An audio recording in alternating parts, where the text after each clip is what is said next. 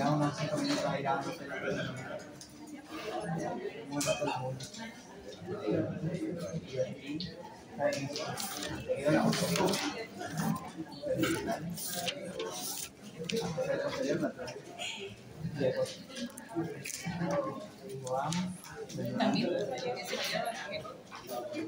Ah, pero en ese era en... No, también en la otra. Y yo sé cuando te ponen en la otra. Hoy ya hemos hecho agonistas muscarínicos, antagonistas. Hoy hacemos bloqueadores neuromusculares rápidamente con multimedia para avanzar así. Yo no hablo mucho.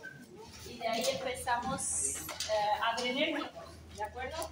Han dado un rango de fecha para examen de tercer año. Al final nos ponemos ya una fecha para que la vayamos reservando y que tiene que ser un día martes para ustedes, que hay práctica toda la tarde, entonces yo empiezo mediodía hasta las 10 de la noche, les tomo examen a todos.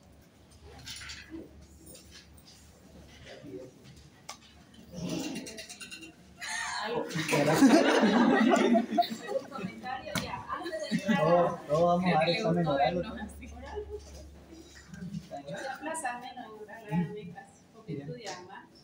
Y es bonito dar un examen oral cuando uno sabe, porque siente que sabe. Y algo no razonan bien, les hago repensar y rectifican. Cuando está escrito es la letra muerta, silencio. Bueno, glaucoma, una lámina nada más. Los dibujos que yo intento hacer a veces ya. Por aquí es que tiene que ir el líquido. ¿Qué se llama? El humor acuoso. El humor acuoso iba a ser el humor acuoso. ¿Ya? Entonces, de acuerdo al iris y de acuerdo a la masa ciliar, si esta se contrae o se relaja, es que favorece o no el drenaje del humor acuoso.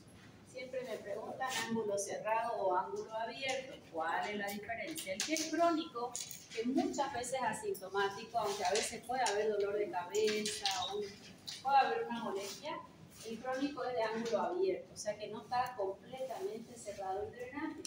Pero este de ángulo cerrado se obstruye completamente el drenaje con un iris dilatado.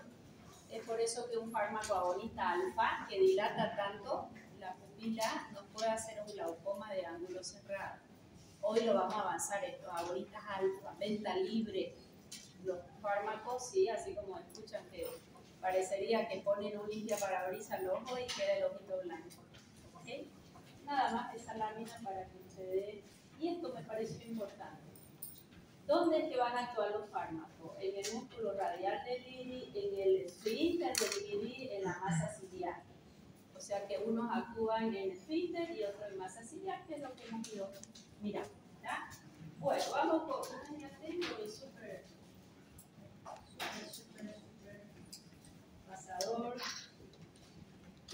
las nuevas. Mira, estaba encendida, o sea que ya la pila estaba muerta. Barbaridad.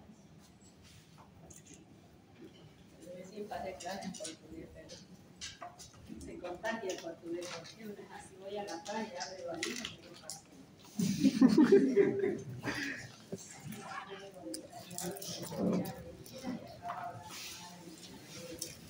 Bloqueadores neuromusculares. A ver, pensemos, si yo digo, vamos a usar un poquito de pizarra. Si yo digo bloqueador neuromuscular, ¿a qué me refiero y para qué me sirve? Placa neuromuscular, o sea que yo estoy hablando de una neurona que va a ponerse en contacto con la placa motora.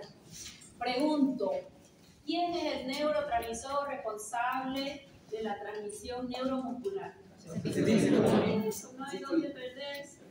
Acetilcolina, ¿en qué receptores de placa motora va a actuar? Si yo sé que acetilcolina cuando ocupa el receptor nicotínico favorece la contracción, ¿qué yo pudiera hacer para relajar esta fibra muscular? Bloquear los receptores nicotínicos. Sería un antagonismo competitivo, reversible, receptores nicotínicos. O sea que estamos hablando de antagonistas, ¿cierto? Ese es el grupo que vamos a ver. Sin embargo, ¿qué pasaría si yo acá hago un descargo de acetilcolina exagerado y superestimulo esos receptores? Mucha acetilcolina, no poquito. Ya, tetanización, contracción sostenida, tetanización. Y después de que hay tetanización, ¿yo puedo mantener contraído un músculo? Ni con un fármaco. ¿Qué sobreviene? Ok, ¿ese fármaco es agonista o antagonista? Agonista, porque voy a hacer mucha descarga.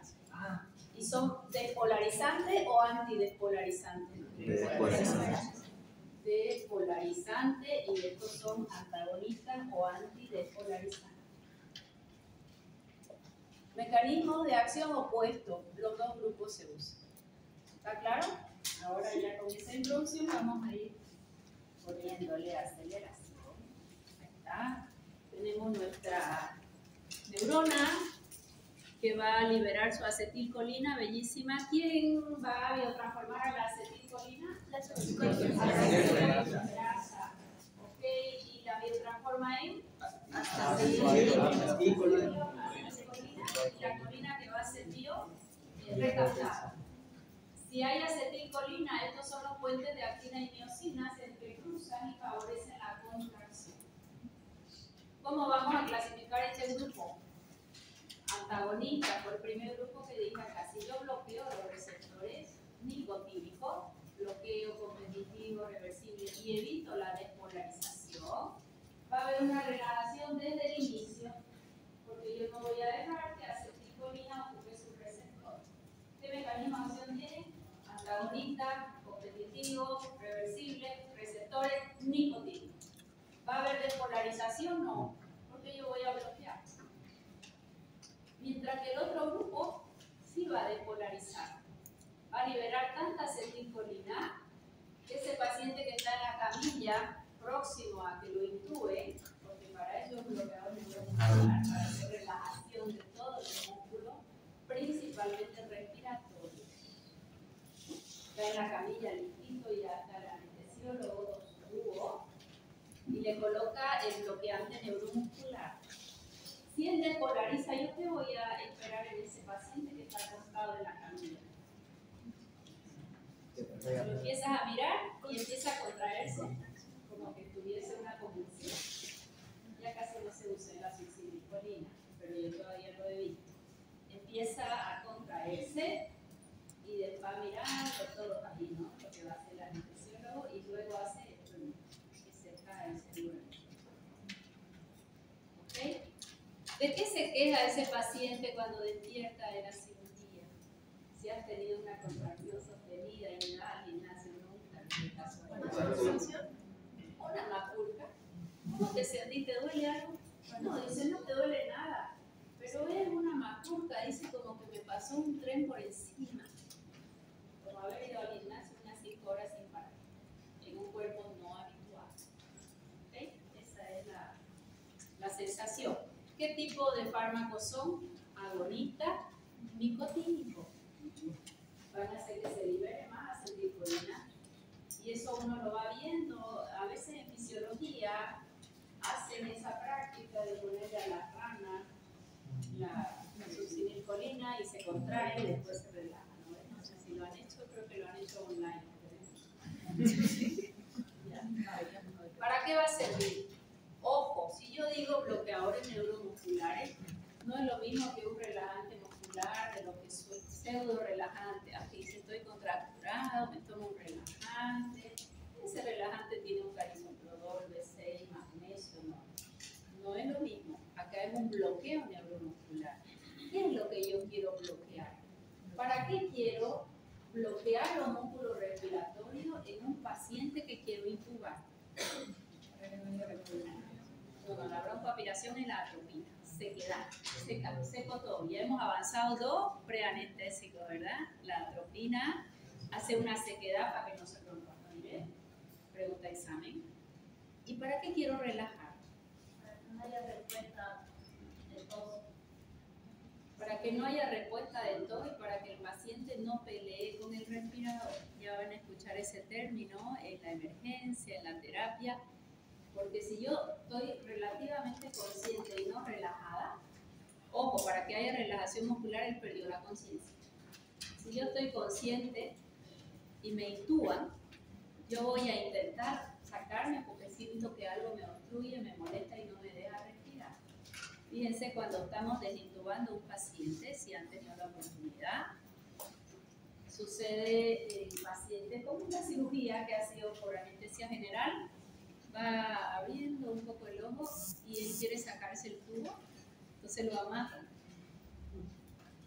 Lo amarran, ¿por qué? Porque ¿cuál es la tendencia? O a veces está el paciente en terapia y la sedación no fue tan óptima y vas a ver y se sacó el tubo solo, se desintubó, dice el paciente. El riesgo es que él pueda o no respirar, según si siente o no una depresión respiratoria del centro respiratorio colocar, ¿no? A veces ya lo estás despertando y no es tan fácil sacar el tubo. A veces sacan el tubo y hace un edema de glotis el paciente y un broncoespasmo severo y hay que trabajar ahí con hidrocortisona y volver a intentar intubar. Es uno de los riesgos de baja casuística, pero está dentro de lo posible. Siempre hay que ir haciéndolo paulatinamente y despertando al paciente. ¿Cuántas veces ustedes han escuchado en COVID que dice el equipo médico, ya lo vamos a empezar a desintubar y mañana va y nada, y pasado nada, aguantó unos minutos, empieza su conciencia y se quiere arrancar todo, se le sube la presión, desatura, porque nadie es consciente, con un tubo metido va a estar relajado. ¿Se entendió? Para eso son estos fármacos. Ese relajamiento es verdadero, no es un relajante muscular y me vengo a clase y me tomo mi relajante y está todo bien. ¿Ok? Es realmente un bloqueo en la comunicación acetilcolina receptor nicotina. ¿Ah? Para eso es que vamos a usar estos fármacos. O sea que nadie que tenga un bloqueo neuromuscular lo va a tolerar sin que lo intuben, porque músculos respiratorios no van a funcionar. ¿Se entendió? No sé si a ustedes les conté o a mis amigos de farmacia, les cuento siempre. En un lugar donde yo trabajaba, bueno, en algún lugar, no trabajé en muchos lugares, farmacéutico, el niño le mordió el perro, algo le pasó, enano. Entonces le indican una antitetánica. Va el farmacéutico a la heladera, porque ahí está la antitetánica, en una cajita de, ¿qué se llama? Pedrocor, de plastopor, una conservadora, ¿no? Que tiene para las ampollas. Y resulta que ese día o el día antes habían lavado la heladera. Y quien lavó la heladera, la caja derecha la puso a la izquierda y la izquierda a la derecha, y son idénticas por fuera. Y las ampollas, las dos de 1 ml chiquitita, la letra te cuento, ¿no? Hay que super mirar para darse cuenta. Entonces cambió, viene la receta de tetanol y ella entrega Traculio. Va a la enfermera, a la enfermería, gracias a Dios un centro médico, un hospital. Y enfermera coloca a Traculio. Y la mamá le había prometido al niño que si él se dejaba pinchar, le iba a comprar algo. Entonces, cuando lo pincha, el niño hace su berrinche, porque la mamá le dice, bueno, vamos a la casa. Y como le habían prometido algo, él hace su berrinche y se tira al piso y empieza, como son los niños malcriados. Malcriados no, le habían prometido algo. Y él se dejó pinchar. Entonces, ahí fuera de la enfermería había un asientito. Entonces, la mamá se sienta ahí, gracias a Dios, hasta que al niño le pase su berrinche. Entonces, después que hace el berrinche, empieza a ponerse morado, y deja de respirar. Era Traculio, ¿no? Todos creímos que era un tetano. Su suerte de ese tuvo un ángel que pasaba por ahí el mejor, yo le digo el mejor pediatra, terapista del hospital. Y lo ve y lo agarra y lo levanta y lo intuba en un segundo, ¿no? Mi enfermería está al lado de la emergencia. En un segundo, y ¡pum!, el niño recupera. Hasta eso se ve que pasó, a ver qué colocaron, era Traculio. Si ella se hubiera subido al taxi con su hijo, llegaba al hospital, ese tuvo un ángel aparte.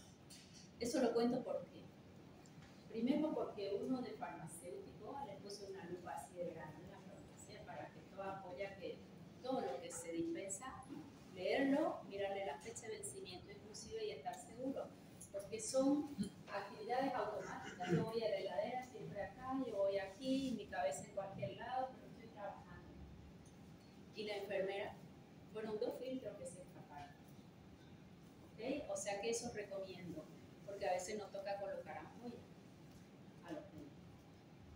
Miren bien, no se confíen en lo que trae el paciente, o aunque sea una sola ampolla, que no una sola, era un tetanol, y vino fría, o sea que ya me da la... Pienso yo que era un tetanol, porque pocas cosas van en la heladera dentro de una farmacia. ¿Se entendió? Ya. Ese es el atractivo, así de rápido, así de efectivo. Para mí son pacientes no. Medicamentos, yo nunca he usado un atraculio, que se utilizan en la emergencia, lo utiliza el terapista, el emergentólogo o el médico que va a intubar. Tiene que estar listo todo para la intubación, para recién utilizar. Y antes de intubar, ¿qué le pusimos? Atropina, para secar todo el tubo digestivo, medicación preanestésica, luego su bloqueador neuromuscular, para que esté todo relajado y pueda ingresar en la anestesia. Farmacología, bueno, los que sí despolarizan son los más antiguos. Los que despolarizan son agonistas. Succinilcolina es nuestra droga tipo. Hoy en día es la única que se usa de ese grupo. Hace mucho tiempo era la única que había, hasta que aparecieron los supernuevos con grandes ventajas. Su inicio de acción es rápido, pero va precedido de ¿qué? Fasciculaciones. ¿Por qué? Porque hay una despolarización sostenida. Fasciculaciones y después de las fasciculaciones recién la relajación. Su acción no se revierte por anticolinesterásico. Esto es un gran problema si te pasaste de dosis, si ya lo quieres respetar el paciente. El anticolinesterásico no lo revierte.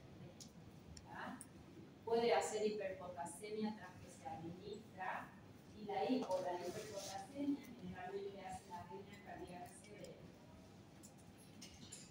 Lo que hoy usamos, BND, significa bloqueante no despolarizante, ¿ya? Bloqueadores neuromusculares despolarizantes y bloqueadores neuromusculares no despolarizantes. Estos son los favoritos. ¿Por qué? Si tienen antídoto, no preceden unas fasciculaciones, probablemente menos gramos. Cuando digo probablemente, ¿por qué? Porque cuando empieza a usarse un fármaco, con el tiempo se ven los efectos adversos. Acuérdense que en un ensayo clínico entraron pacientes en las mejores condiciones, que no recibían otro fármaco, y alguien que esté muy enfermo no va a entrar en un ensayo clínico, a veces que sea su única alternativa como un cáncer. ¿Okay? O sea que un fármaco sea nuevo y que la FDA lo haya aprobado, no te asegura un 100% de seguridad en su uso, porque no sabemos los efectos adversos en el largo plazo. Todos nosotros, por ejemplo, tendremos la misma velocidad de metabolización de un fármaco. Ahora, el fin de semana estuve en Cochabamba en un curso que vino el profesor de Brasil, y ya están los test genéticos para saber qué fármaco el paciente biotransforma mejor, principalmente en antidepresivos y anticonvulsivantes. Entonces ya con un análisis de sangre sale hermosísimo el test. No son económicos, pero para pacientes crónicos espectacular. Y ahí te va dando cuánto tiene de monoaminoxidasa, de catecol ortometil, de acetilcolinesterasa, del citocromo P450, de la estearasa. Entonces, solo mirando eso, el paciente lo puede tener eso en su celular y va al psiquiatra. Bueno, en mi test genético, esta es la gama donde usted puede moverse, doctor. Estos fármacos no los tolero bien, estos los biotransformo bien, y esto más rápido, más lento, y aquellos son ideales. ¿Por qué? Por la variabilidad genética que trae. Principalmente, el gran problema hoy de los fármacos, ¿cuál es? No es que las dosis sean altas, es la detoxificación de cada organismo. Hay quien va a detoxificar por alguna línea muy rápido y otro muy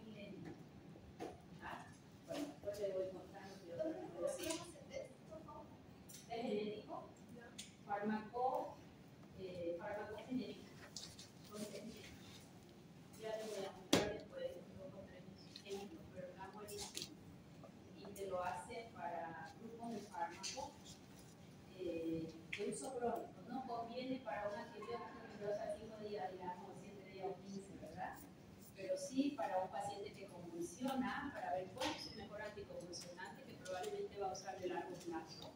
Y pacientes psiquiátricos, los antidepresivos, mismo mecanismo de acción de fluoxetina trae citalopram, inhibe selectivamente la captación de serotonina, más cada uno tiene su vía metabólica, ¿no? Y a veces no va bien y te suben la dosis en lugar de cambiar el fármaco.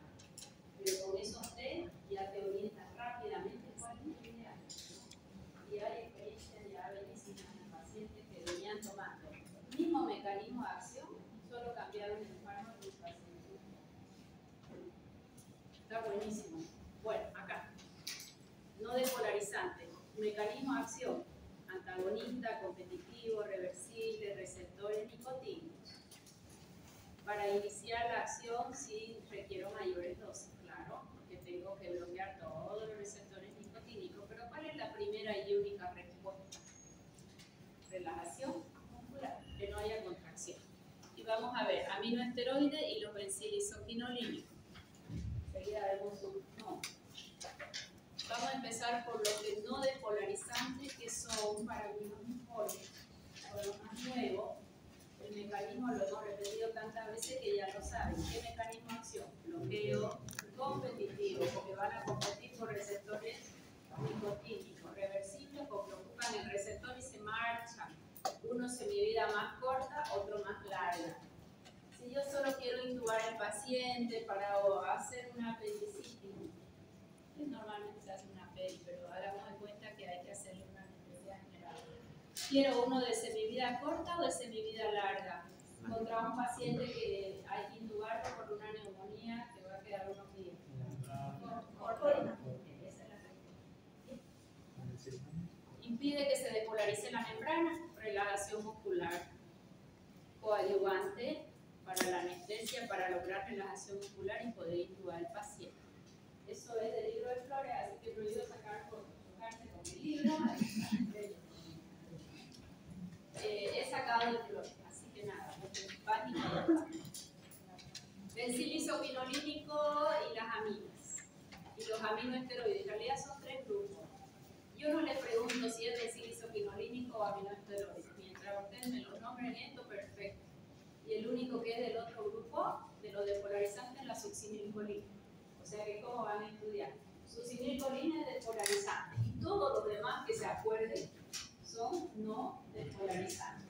No les voy a pedir en detalle si es benzilisoquinolínico o aminoesteroide o amina cuaternaria. Esa es su estructura aquí. Así quiero que sepan su mecanismo de acción. Alcuronio, atracurio, ¿se acuerdan que en pandemia subieron mucho los precios porque no había, era una demanda extrema? De haber usado, no sé, en un hospital 5 pancuronios por día, necesitábamos 1000. Entonces no había medicamentos. ¿Por qué? Porque los pacientes iban a intubar. Cicatracurio, enseguida les voy a nombrar los que tenemos acá y de cuánto viene. La tubocurarina es el más antiguo, no lo usamos. Y de pronto esto con un poquito más de bondades y mejor perfil de efectos adversos. Esto es el pancuronio, el rocuronio, pecuronio, la galamina un poco más nueva. Y lo que sí despolarizan son succinilcolina y punto. También se llama succinilcolina. Antes se le llamaba leptocurare y a estos paquicurare. Es una terminología antigua. Usamos más no despolarizante y despolarizante. Ahí está. Dentro de los benzilisoquinolínicos, ¿cuáles tenemos? Los que tengo acá. El atracurio, que viene 10 miligramos en 1 ml. Cisatracurio, 5 miligramos. Rocuronio, 10 miligramos. Y el pancuronio, 4 miligramos. Eso es lo que tenemos en nuestro medio, lo más usado. De ellos sí hay que saber la concentración. Rocuronio, 10 miligramos con buenas ventajas. Y el pancuronio, 4 miligramos. ¿Qué efecto farmacológico va a tener? Lo que ya nosotros hemos deducido. Si bloqueo receptor nicotínico, ¿qué voy a tener? Parálisis muscular, ni siquiera relajación, parálisis. No se mueve ni un músculo. Su instauración es rápida. Acá, desde que coloca hasta que intuba, máximo tiene que tener segundos el anestesio. Tiene que tener todo listo para meter el tubo, si no entra de presión respiratoria a su paciente. El problema es cuando es una vía aérea difícil, ¿no? Debilidad motora inicial. ¿Y cómo es que progresa la parálisis? No todos los músculos van a afectarse al mismo tiempo. ¿Por dónde empiezan a relajarse? Primero, el músculo extrínseco del ojo, ya lo ven, el ojo tiendingo. Músculo facial, ya va relajando la facie de la cara. Y después, recién las extremidades, el cuello, es como que de arriba hacia abajo, el tronco. Finalmente, músculos de la respiración, intercostales y diafragma. Si ellos no funcionan, paciente nace. O sea que lo va viendo el anestesiólogo, cómo se va quedando el ojo quieto, va perdiendo estos músculos, se cae, porque no es una relajación cualquiera. Es como que yo dejo una masa muscular extremadamente sintonizada. ¿Ya? Se ve, ¡pum!, esto se cae fácilmente, rápidamente, pierde tonicidad, el paciente se ajoya. Y finalmente ya los músculos de la respiración. Cuando ya el cirujano dice vaya despertando al muchacho porque ya está la cirugía, entonces ya vamos disminuyendo su anestesia, va recuperando su conciencia el paciente y está sedadito, él no se acuerda, pero es horrible la sacada del tubo porque él tiene que estar consciente respirando, ¿no? O sea que hay una apnea porque se usa generalmente una benzodiazepina donde uno se olvida lo que siente. Ese rato pelea, pero después no se va a acordar, pero él tiene que tener conciencia de estar respirando, ¿okay? Para recién sacar el tubo. Entonces ya va bajando la dosis del fármaco que pusimos y la recuperación es al inverso. Primero los músculos respiratorios y el último en recuperar ya es el extrínseco ocular y lo facial. ¿Queda claro? Esa pregunta esa. Eso es importante porque cuando vayan a quirófano siempre van a mirar, se ponen al lado de la anestesióloga. Doctor, ¿qué está colocando? Atropina. ¿Qué efecto adverso espera? Taquicardia, hipotensión, enrojecimiento o no. Van secando y ya saben para qué la atropina. Y después colocar su relajante muscular. Tienen que mirar el ojo del paciente, los músculos y ver en qué momento la máquina ya te marca que frecuencia respiratoria baja. Bueno, eso no se lo voy a pedir, son fármacos solo para una emergencia, para una terapia, para intubar a un paciente. Están las dosis iniciales que no se las voy a pedir. Si tienen que clasificar los fármacos, hasta de cuánto viene. Acá vamos a mirar un poquito duración del efecto. ¿Quién es el de mayor duración? El pancreático era el que más se pedía en pandemia, porque eran pacientes que tenían que estar intubados en largo tiempo. Si usaba un atrapurio, él dura mucho menos, entonces se pedían ampollas de atrapurio, porque había todavía la esperanza de que no sea una intubación tan prolongada, porque después ya se le hacía una sedación profunda al paciente. Si la sedación profunda ya no necesita el relajante muscular. ¿Okay? Sin atrapurio, el de semivida más larga. Reversión de los efectos, esto es importante. De pronto tenemos la relajación y ya queremos ir despertando al paciente o nos hemos pasado de dosis. ¿Cómo voy a revertir ese bloqueo neuromuscular? Si él es un agonista nicotínico, ¿qué tendría que yo dar? Un anticolinesterácido, dependiente de la labilidad de esa acetilcolina para que me libere esos receptores nicotínicos ocupados por acetilcolina. Como acetilcolina es el neurotransmisor y acetilcolinesterasa es quien la va a biotransformar, los anticolinesterazos más usados es el edofronio. ¿Se acuerdan de edofronio o no? ¿No era ese Neostigmina. ¿A qué grupo pertenece? A ver quién me clasifica neostigmina. Fármaco agonista muscarínico. ¿De acción directa o indirecta? Indirecta. Carbamato, ¿cierto? ¿Reversible o irreversible? Reversible. Cuaternaria. Esa es su clasificación comprensiva, ¿ok? Así hay que saberlo en el examen. Mañana tienen examen. Les puedo poner, clasifíqueme neostigmina, completo su clasificación. Agonista, muscarínico, de acción indirecta, reversible, carbamato, cuaternario. Inciso B, ¿para qué usaría? Inciso C, ¿qué efecto cardíaco tiene? Inciso D, a nivel ocular, ¿qué puede pasar? Inciso E, el sistema nervioso central, ¿qué puede pasar? Ya les he dado el examen mañana. ¿Entendió? Como puede ser también una atrofia. ¿Se va interesando? Sí. Ya, esa es la idea. Edofronio o tensilón son sinónimos, neostigmina también puede ser. Sugamares, este es un mecanismo de acción bellísimo. Rocuronio y el becuronio, el bloqueo por rocuronio y becuronio, y en menor grado pancuronio, puede ser revertido por esta ciclodestrina, sugamares.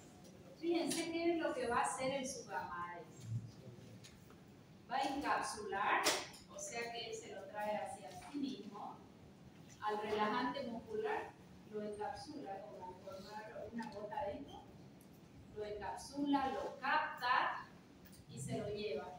Y hace que ya no esté unido a su receptor nicotínico. ¿Se entendió? Es como que viene alguien, te encapsula el fármaco que quiere sacar y se lo lleva. No es un fármaco económico, eso lo tienen todos los anestesiólogos en su botiquín de emergencia. Fíjense que cualquier anestesiólogo así trabaje en una institución, peor que trabaje en una institución pública, que debería ver todo, si él va a ir a dar anestesia, siempre tiene su maletincito, como el que usan los odontólogos, ¿no? Y ahí tiene su adrenalina, su atropina, todo lo que por su madre, por si el paciente, por cualquier eventualidad, con baja dosis se intoxica también. Le dice la dosis justa, lo pensaste a tu paciente. ¿Y qué pasó con ese paciente? Capaz su vía de detoxificación de ese fármaco es muy corta y con baja dosis él se intoxica. ¿Entendió? Todo eso necesito que esté metido en la cabeza de ustedes. En medicina nada es seguro cuando hay un fármaco. Así la FDA y el visitador vengan y te digan la seguridad de este fármaco es particularmente buena. ¿Por qué? Porque cada uno ya nace con una genética determinada para su detoxificación y sobre la vida, sobre la marcha, vamos creando mutaciones para adaptarnos al medio ambiente y esas mutaciones afectan nuestra detoxificación. ¿Está clarito? Lo están viendo, ¿no? Qué bonita, yo tengo que acabar esto, vacía la vida. La afinidad por el procuronio es un poquito mayor que por el becuronio y se usan 2 miligramos por kilo. Nada, y les voy a preguntar cuánto se usa. Porque sepan qué se usa, para qué fármaco y cuál es el mecanismo está bien. ¿Okay? Porque es un fármaco de súper especialista. Yo les voy haciendo hincapié en lo que van a usar principalmente en su día a día.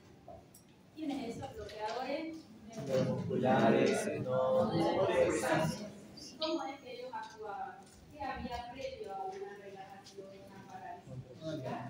Fasciculaciones sostenidas. Hay una liberación de ácido láctico ahí hermosa con la contracción sostenida. La tubofurarina, esta tiene otra particularidad, además de que va a hacer una contracción sostenida. Ella hace un bloqueo ganglionar y da taquicardia e hipotensión de llama. O sea que va precedida de fasciculaciones. Además, la probabilidad de taquicardia e hipotensión es alta. ¿Por qué? Porque estimula la liberación de histamina. La histamina es una otacoide que cuando se libera hace vasodilatación y la vasodilatación hace hipotensión y la hipotensión hace que se libere noradrenalina, paciente con taquicardia. Fíjense que si están tirados al sol tomando sol, ya han sentido mucho calor, se ponen rojo por la vasodilatación. ¿Y por qué te levantas y buscas una sombra? Porque te dio taquicardia, te fatiga. Ni se dan cuenta ustedes, pero eso es lo que ocurre. Si estás con mucho abrigo, a mí me pasa usualmente en esta aula tan pequeña, pero otro día casi me desmayo. Yo soy hipotensa, yo vivo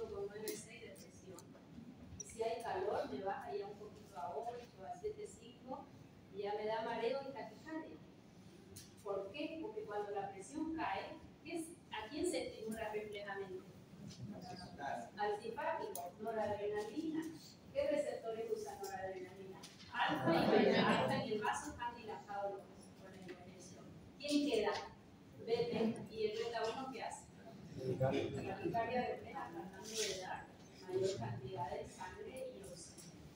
¿Okay? O sea que eso mismo hace histamina. La histamina hace hipotensión, es un autacoide vasoactivo y esa hipotensión me hace la taquicardia refleja. Y si hay histamina, la histamina que canaliza todas las reacciones de hipersensibilidad o alergia o no. ¿Por qué me pica y por qué me pongo roja cuando me dio alergia?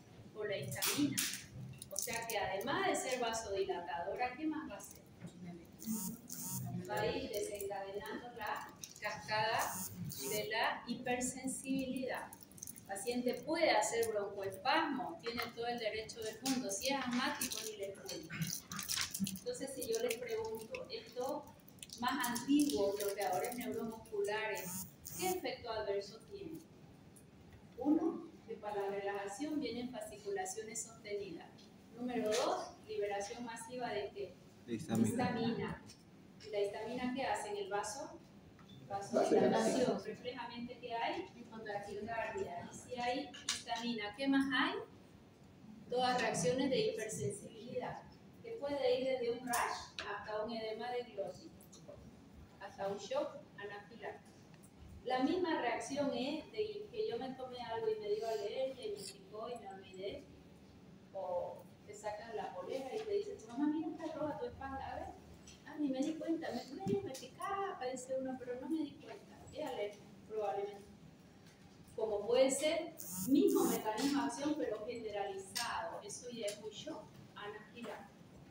Y la palabra shock, ¿por qué se caracteriza? Si yo digo shock, ¿qué es lo primero que voy a pensar? Presión en el piso. Lo primero que tiene que rescatar en un shock es la presión. Todo shock, denominador común, presión en el piso. ¿Por qué? La histamina hace la suya. Hace aumento de permeabilidad, hace vasodilatación, taquicardia. ¿Quedó clarísimo? ¿Qué ponemos mejor, tubulurina o panturonio?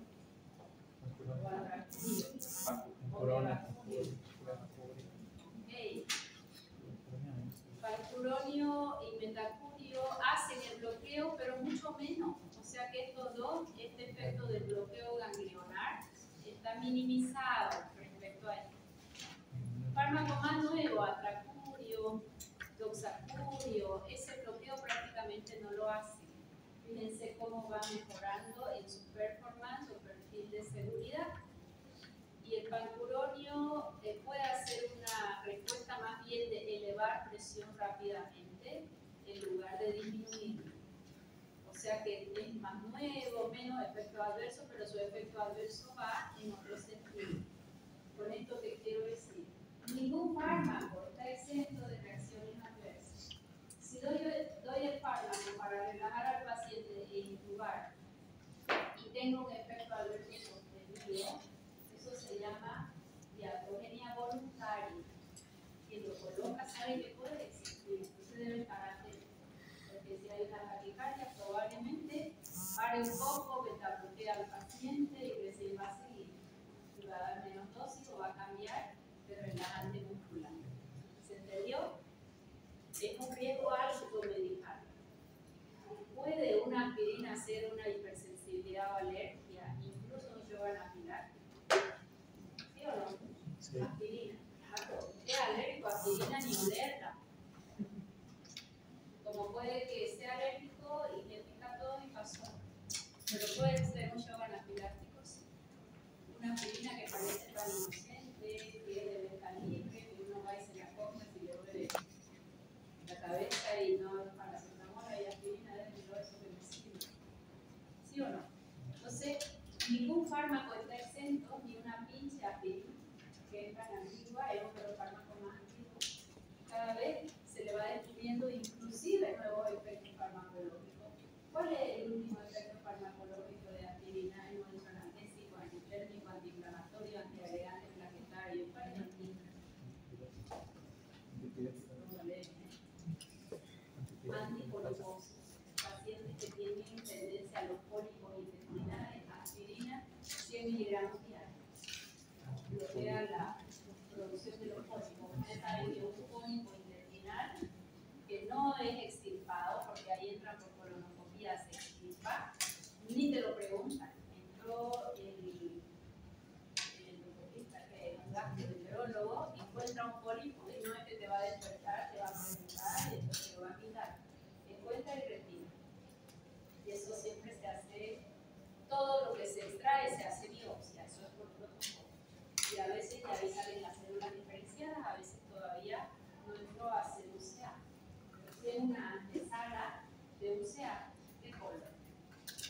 2 días y en 3 puede demorar un poco más. Y hay familias que tienen poliposis intestinal hereditaria.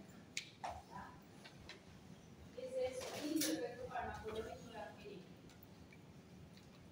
Bueno, ¿qué ventajas de los no despolarizantes? Cisatracurio probablemente sea de menos toxicidad incluso que el atracurio, que es un poquito más nuevo, menos liberación de histamina, el rocuronio mayor rapidez para actuar y sus metabolitos son inactivos. Los dos tienen ventajas, más seguridad. Aún así, yo no me fío mucho. Siempre hay que saber qué efectos adversos esperan. Un médico debe saber tanto lo que va a conseguir con el fármaco, su mecanismo de acción o farmacodinamia, como los efectos adversos esperados. Tanto los efectos como el mecanismo con la misma intensidad. Si atracurio, ahí está la dosis, más no se las voy a pedir porque mañana se la van a olvidar. Cuando les toque ser anestesiólogo, lo van a estudiar en detalle. Esto sí, lo vamos a razonar. Y van a ir levantando la mano y el que levante la mano le vamos a poner un punto de frase. Nadie puede hablar. Quiero que piensen. Estamos haciendo un bloqueo competitivo reversible receptor nicotínico con este fármaco. ¿Qué va a pasar si doy un inhibidor de colinesterasa? Piensen todos, nadie habla. Un minuto. Hay que buscar hoy pensar. ¿Ah?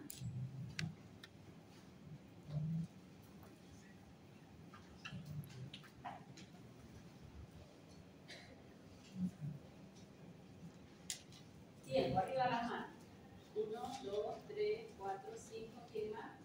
¿Lo demás? A ver.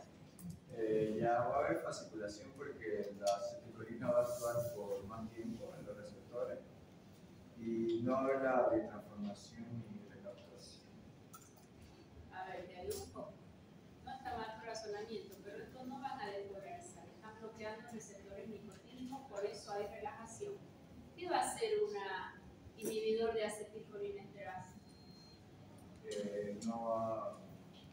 ¿Tenés más efecto o menos efecto y por qué? Son dos fármacos. La interacción es un fármaco interactúa en la farmacocinética del otro o en su mecanismo de acción. Interacciones o farmacocinética o farmacológica. Esta es farmacológica. Vos dices tu nombre es José. ¿Que aumenta el efecto del bloqueador o que lo disminuye? Lo disminuye. ¿Quién da más? ¿Quién da menos? Lo que más me interesa es el razonamiento. Dime. Lo aumenta porque la acetilcolinesterasa se encarga de Toda esta acetilcolina, la acetilcolinesterasa, se la va a ir destruyendo, ¿verdad? ¿Ya? Y si los inhibidores, esto está bloqueado y no hay quien lo biotransforme, ¿voy a tener más acetilcolina o menos acetilcolina? Más. Y el fármaco que hace le bloquea el receptor. Entonces el efecto aumenta o disminuye. Vamos de nuevo.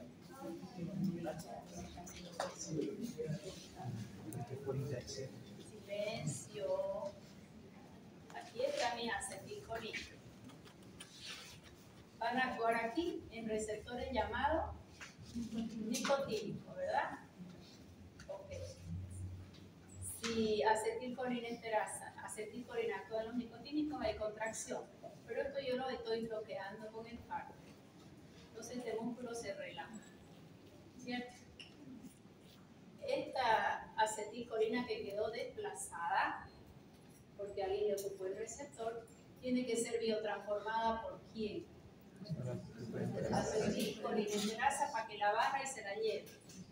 Si yo bloqueo a la acetilcolinesterasa, voy a tener más tiempo, más acetilcolina o menos. Más. Y si tengo más, ¿quién va a ganar? La acetilcolina. El que está en mayor dosis, acetilcolina. Entonces, ¿aumenta la relajación o la disminuye? Disminuye la relajación. le disminuye el efecto al antagonista competitivo no despolarizado. Le disminuye el efecto y voy a tener que dar mayores dosis del bloqueador neuromuscular. Si lo pudieras hacer para ya despertar a tu paciente. ¿Queda claro? Sí. Hagan su dibujo, razonen, es lo más importante. Que ahorita lo anotan, si aumenta o disminuye, no tiene sentido si no se entendió. ¿Quién me lo quiere explicar? A ver, fuerte. Fuerte, canta. Para todo, estás enseñando. Entonces, los bloqueadores no despolarizantes son los que van a bloquear los receptores nicotínicos. ¿Ok? Entonces, al bloquear esos receptores va a ir relajando. Entonces, Ya. por cuanto va a haber concentraciones de acetilcolina, la que me la va a biotransformar es la acetilcolinesterasa. Entonces, encima, tenemos que bloquearla con inhibidores de la colinesterasa y eso me va a aumentar los niveles de acetilcolina, lo que va a favorecer la relajación. Pero sería bien. Va a disminuir Aumentó acetilcolina, ¿verdad? ¿Quién gana? El que esté mayor. concentración. La acetilcolina ya no hay quien la destruya, va a estar alta, pero su receptor estaba bloqueado. Si esto tengo en mayor dosis, nuevamente el músculo se va a contraer. ¿Es agonista o antagonista? Es antagonista.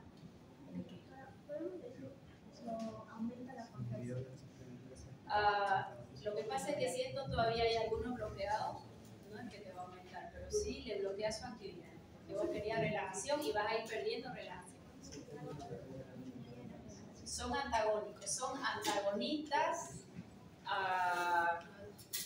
farmacológicos. Las interacciones, aprovecho a hablar de interacciones, hay farmacocinética y farmacodinámica. ¿Qué es una interacción farmacocinética?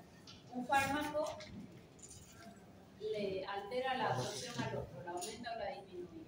Yo siempre digo, busca de calcio con magnesio, los dos compiten por absorberse. Biotransformación, que un fármaco tenga más afinidad por esta enzima y viene el segundo y ya no se biotransforma o se biotransforma más. Excreción, los dos se van por secreción y uno va a competir con el otro. ¿Qué tipo de interacción? Farmacocinética. Un fármaco le altera la farmacocinética del otro fármaco. Solo farmacocinética. Y la farmacológica que puede aumentar su efecto o bajar su efecto. En este caso, ¿le aumenta el efecto al bloqueador neuromuscular o le disminuye? A tal punto que los fármacos que se usan como antagonistas. Antes del Sugammadex se usaban solo los agonistas. Porque esto que es agonista muscarínico. ¿Sí o no? Sí. ¿Ok? ¿Quedó clarísimo? ¿Qué es una interacción farmacodinámica? Un fármaco que le hace al otro puede interferir en su mecanismo de acción, en su fármaco. Cuando se tomaron mucho alcohol, al comienzo el alcohol estaba bonito y te puso tan bonito, tan bonita que era la reina de la fiesta. Te lo crees, eso es lo bueno del alcohol, era la fase excitatoria, desinhibida. Y como te sientes tan bien, ¿qué haces? Tener una compulsión por seguir tomando, ¿no? Para intentar mantener ese estado. Pero ¿cuál es el segundo estado de la fase alcohólica? Acabas debajo de la mesa liberando la prueba de tu pena desde que naciste. Te debo en un cuarto al lado y no se vuelve con vos, hasta eso te hace recordar. Ya. ¿Y qué te da tu amiga o tu amigo para llevarte a casa? Pues tu madre te dijo, me la trae, a vos te confío. Porque eso es muy serio. Y esta que de chaveta cada rato, se mete café más o menos por la vena, ¿no ves? ¿Qué es lo que han hecho? Un antagonismo. Un depresor, ¿qué le doy? Un estimulante. Pero actúan en diferentes lugares. Entonces, son antagonismos farmacodinámicos que no actúan en el mismo receptor. ¿Sí? Que no actúan en el mismo receptor. Si yo tenía una intoxicación por órgano fosforado, ese tipo de antagonismo, ¿ocupaba el mismo receptor o no cuando yo daba atropina? Sí. Compiten por el mismo receptor muscarínico. Ese es un antagonismo farmacológico competitivo, compite por el mismo receptor. En cambio, el alcohol es depresor en su segunda fase por un mecanismo diferente al que el café va a estimular, que es por efecto de una xantina que va a inhibir a una fosfodiesterasa. No tiene nada que ver con el alcohol, pero este deprimía y este estimula. Mecanismos diferentes, no compiten al mismo receptor. O sea que los antagonismos pueden ser sobre... Ay, dije, alguien me agarró aquí. Me mandaste enseguida. Puede ser competitivo o no competitivo. ¿Se entendió? Sí. Ya. A ver, vamos con el segundo. Nuestro paciente está con relajación muscular. Anestésico hidrocarbónico halogenado. Busquen alotano. El alotano es un anestésico general. Si es un anestésico general, ¿yo voy a perder la conciencia o no? Sí. Antes solo te ponían esto y su olor medio a cloroformo era característico, ¿ya? Los anestésicos halogenados ahora han sido sustituidos bastante por los derivados de soya como el propofol. Mucho menos efecto adverso y se obtiene de soya. ¿Qué pasará si yo ya tengo relajado una relajación muscular completa con un anestésico? ¿Este es depresor o estimulante? Depresor. ¿Qué va a pasar si doy los dos? Tengo que asegurarme que el paciente esté intubado. Acá hay un sinergismo de potenciación, porque el halogenado generalmente ya hace por sí solo una relajación muscular. Más el bloqueador, ese paciente no tenés que despertarlo hasta que no tenga plena conciencia. ¿Y cómo es que funcionan estos anestésicos? Te ponen ahí a respirar nomás. Y vos lo vas mirando e intentás concentrarte para no dormirte, porque el ser humano siempre intenta hacer lo contrario a lo que le toca hacer en su vida. ¿Por qué no lo sé? ¿No? Y uno está ahí atento a no perderse nada y acordarse y mirar todo. Y te van poniendo y te va durmiendo. Y después cuando te sacan la mascarita, ¿qué va a pasar? ¿Dónde hay más concentración? Adentro. Entonces va a pasar el fármaco de mayor concentración hacia menor. Y ya pasaron 2 horas y te acercas a tu familiar que lo estás asistiendo y dice, todavía olés anestesia. Porque el fármaco es liposoluble. ¿Dónde se va a quedar guardado? En todo el tejido adiposo. Así yo sea escuálidamente flaca, hay tejido adiposo. Si no, no tengo cómo mantener mi temperatura. Pero ¿y el que es gordito tiene más o menos tejido adiposo? ¿Necesita más anestésico o menos? Más para saturar esos depósitos y que recién en sangre esté estable para yo perder conciencia. Y le cuesta eliminar más lento o más rápido. Lento. Dan 48 horas y sigue oliendo anestesia. ¿Por qué? Porque todavía se acumuló el fármaco. Él necesita mayores dosis. Aminoglucósido. 3 cosas le voy a decir. Aminoglucósido es amicacina, gentamicina, amica y genta. ¿Quién se acuerda de los efectos adversos importantísimos de los aminoglucósidos? Nefrotóxico, puede ser reversible, ototóxico irreversible, dependiente de la dosis. ¿Y el tercero? ¿Qué es curarizante? ¿Dónde viene la palabra curare? Curarizante. ¿Quién se acuerda que era el curare? Los indios, desde la antigüedad, así se descubrieron estos fármacos, ponían en su flecha un poco de ese extracto de curare. Bueno, a la presa, y la presa no moría, pero que se quedaba paralizada. Entonces ya podían desangrarlo, podían hacer lo que querían. Es un bloqueador neuromuscular. El curare fue el primer bloqueador neuromuscular, de ahí viene la tubocurarina, que ya no la usamos, pero se obtuvo de ahí. Lo de ahora es por síntesis, pero la tubocurarina fue el primer bloqueador neuromuscular. Entonces, ¿qué significa la palabra curarizante? Bloqueo neuromuscular. El fármaco hace un bloqueo neuromuscular. Ahora quiero que piensen. Nuestros pacientes ya lo están despertando, lo dejan al interno a cuidarlo, a ver si respira, si el interno se pone a chatear respirar. Nos ha pasado en hospital de niños en 2 o 3 pacientes que han sido casos graves. Porque si él está saliendo del quirófano y te deja mirando, tienes que ir mirando si respira, monitorizadito. No siempre hay un equipo para cada paciente, ¿no? Entonces te dejan tomando presión y vas mirando al paciente que debe despertarse. Resulta que fue peritonitis al final.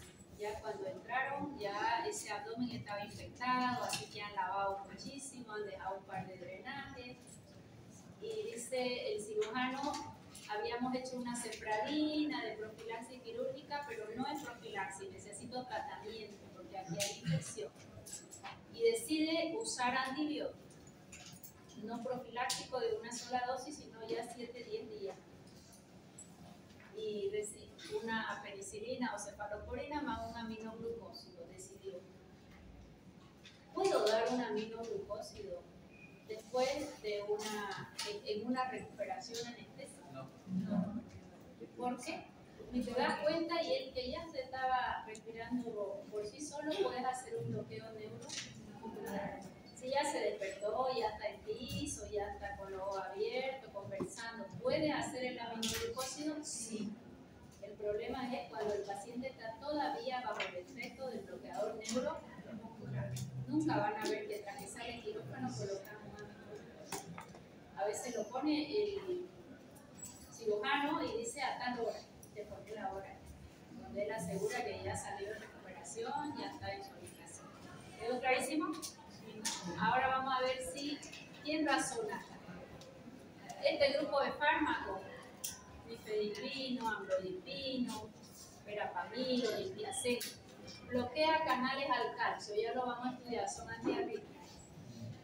Pero ¿qué relación va a tener si bloqueo canales al calcio y estos son relajantes musculares? Quiero que todos piensen, voy a preguntarle a cualquiera, repito, así se despierta.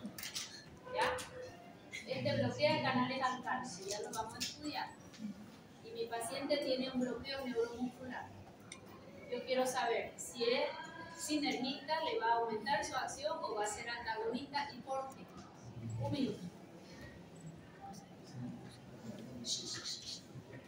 Pasos adentro, piensen, no pasos afuera. Dame un número. 1, 2, 3, 4, 5, 6, 7, 8. ¿Qué va a pasar? Ya, siga pensando. Dame un número. 6. 1, 2, 3, 4, 5, 6. Vamos, último, piensen. Se duerme cuando es multimedia, por nada más. No, tu compañero adelante que me debe algo. Sinergismo, bien, ¿por qué? Porque si le bloqueamos el canal al calcio, ¿quién favorece la contracción de actina y miosina? Y estos fármacos anteriores lo relajan. Y si no hay calcio, la relajación es mayor. Very good.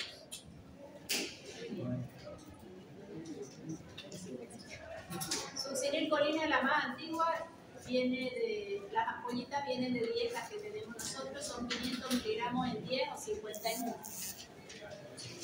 Se une al receptor nicotínico, lo despolariza, contracciones sostenidas, y después de las contracciones sostenidas recién viene la relajación.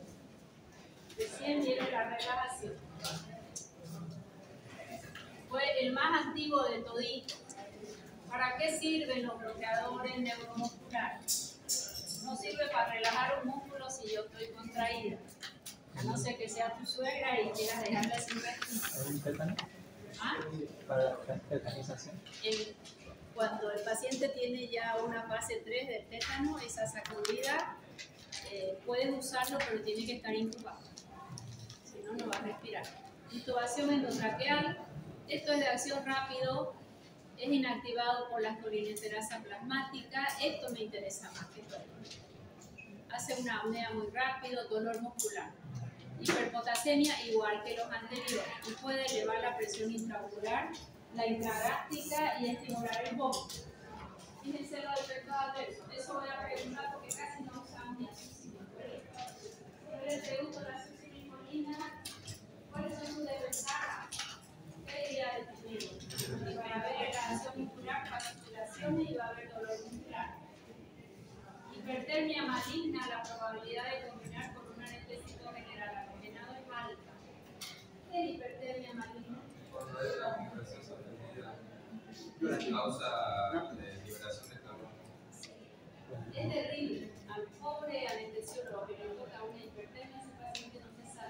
Es una reacción llamada polideshidratasia, no sabemos a qué se toma.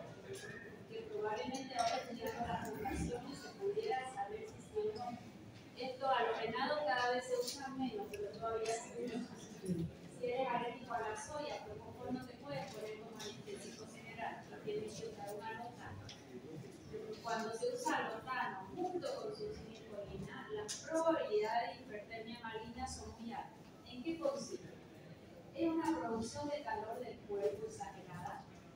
Lo meten a una tina con hielo al paciente, le meten el suelo muy frío que lo han puesto en la heladera casi congelado y aún así no baja la temperatura.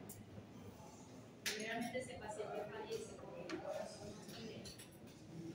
O sea que es una RAM casi irreversible. De muy baja calificación, pero está aumentada su probabilidad si combinamos succinilcolina con un alotano. Succinilcolina casi ya no usamos y estos halogenados hoy en día casi se referido que no es alérgico a la soya por el fruto. Apnea como todos. El dolor muscular que no va a pasar con los no despolarizantes. Hiperpotasemia aumenta la presión intraocular y la intragástrica. Esa lámina es preguntísima de examen.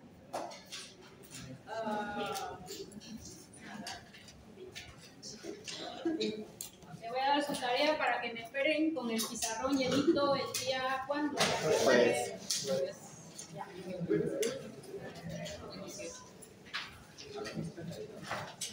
Bien. Esto vamos a hacer en pizarras.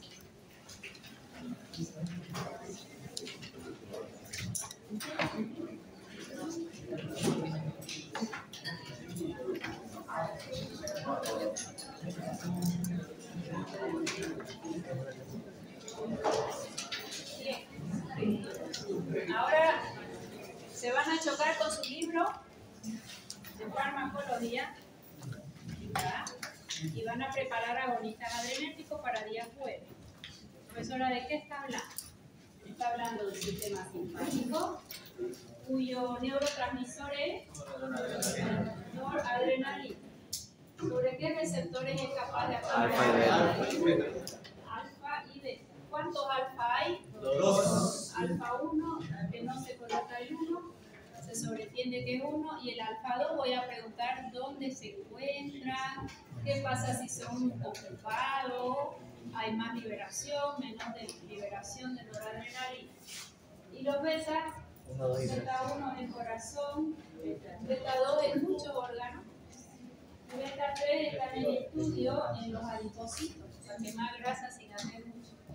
¿Ya? Mejor es comer menos y hacer más y sería todo, para bajar el peso. ¿O no? Esa es la clave del éxito.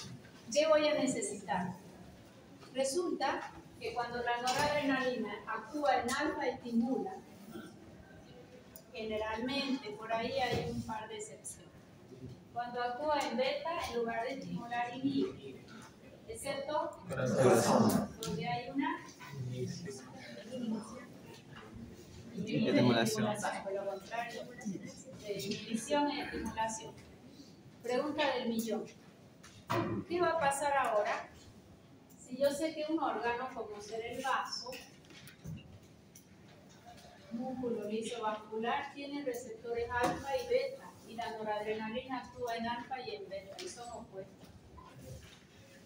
Eso lo van a leer y me lo van a responder. A ver, sí, quiero que razonen siempre. Noradrenalina actúa en alfa, estimula. ¿El vaso tiene alfa? Sí. Si estimula, ¿qué va a haber aquí? Vasoconstricción. Y si hay vasoconstricción, ¿quién se eleva? ¿Quién se eleva? Presión arterial. Alfa estimula y beta.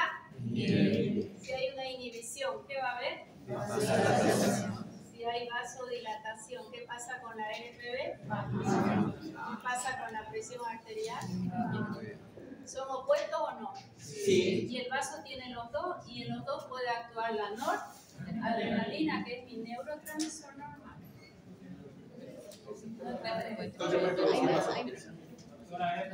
Dependría, el vaso tiene tono alfa, entonces tiene más receptores alfa, por eso siempre favorece la vasoconstricción que se necesita para que la sangre llegue a todos lados. Entonces, aunque libere las dos, tiene más receptores alfa, por lo que va a tirar a alfa.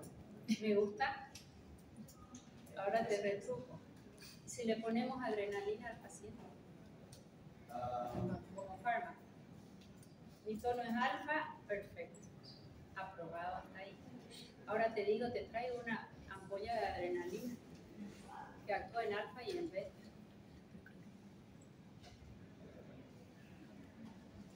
Depende de las dosis, doctora, de la adrenalina. Este chico lee adrenalina a baja dosis, ¿qué efecto va a tener? A alta dosis, ¿qué efecto va a tener? Dosis independiente. ¿Ya? ¿Cuál? Se lo dice así de grande porque baja es beta, a alta, alfa. Para que no se les olvide nunca. Silencio. Hasta ahí está bonito. Ahora, ¿cuál es la tarea? Si yo sé que adrenalina es dual, es dosis dependiente, ¿ok? Sin embargo, ella es así, más no todos los fármacos son así. ¿Qué vamos a estudiar en agonistas adrenérgicos? Agonistas alfa, un grupo solito, solo para los alfa. Agonistas alfa 2, solo para alfa 2. Agonistas beta. Y otros que se llaman de acción mixta, que son las anfetaminas. O sea que ¿cuántos grupos farmacológicos vamos a estudiar acá? Agonistas alfa, que hay solo tópico local, el colirio para ojos o para gotas nasales. Los mismos agonistas alfa, pero que yo lo voy a tomar por vía oral sistémico y esto local. Agonistas, uno que siempre lo pongo de modelo, adrenérgico, beta 2 mayor a beta. ¿De quién estoy hablando? De salbutamol. Okay. Después, ¿qué voy a ver? Voy a ver agonistas solo alfa 2 adrenérgico. Entonces ya tengo un grupo farmacológico, otro grupo farmacológico. Y los de acción mixta, que son especiales, anfetamina. ¿Okay? Antes de entrar a esos grupos, voy a avanzar las vasoactivas. Son fármacos de emergencia, solo en ampollas, los vamos a usar en una terapia o en una emergencia. Cuando hablo de vasoactiva, estoy hablando de adrenalina. Me la leen en detalle. Noradrenalina, dopamina y dobutamina. 4 vasoactivas. Primer tema que vamos a ver, repito. Adrenalina es alfa y beta, dosis dependiente. Noradrenalina tiene su diferencia. De beta nada, solo alfa. La dopamina es bella. Se la ama y se la adora en terapia, porque según la dosis que yo voy obteniendo, ella tiene efectos diferentes. Hay una guía por ahí que yo publiqué hace unos años, ahí está bonita dopamina. Dopamina, y la última que les dije, dobutamina, solo efecto beta. Entonces de ahí, ¿cuál es la tarea? Se dibujan todos los órganos, así como hemos hecho en muscarínico. Corazón, si tiene beta 1, beta 2, el vaso, músculo liso del intestino, músculo liso, todos los órganos que hemos estudiado, el ojo. ¿Está claro? Para que cuando yo diga efecto alfa ya saben que estimula y hay vasoconstricción. Si digo efecto beta 1, el corazón va a beta taquicardia. Y después de eso, ¿qué toca? Bloquear los receptores beta. Los beta bloquean. Hasta ahí terminaríamos el segundo capítulo de farmacología. Al tercer capítulo entramos en examen. El examen, que está desde el 6 de junio, día del profesor, hasta el, creo que 16, me voy a aplicar ahora y se lo voy a decir así en mi clase. La profesora está viajando 6 días a Brasil, en un curso de actualización. O sea que ya les voy a avisar qué fecha no voy a tener clase. Pero voy a buscar la forma de reponerlo, que lo más probable es que sea el horario de práctica, que les haga teoría alargada, jueves y martes y ya está. ¿Se entendió? Sí. A estudiar porque mañana hay examen y la práctica valen 8 puntos, sumo de 10.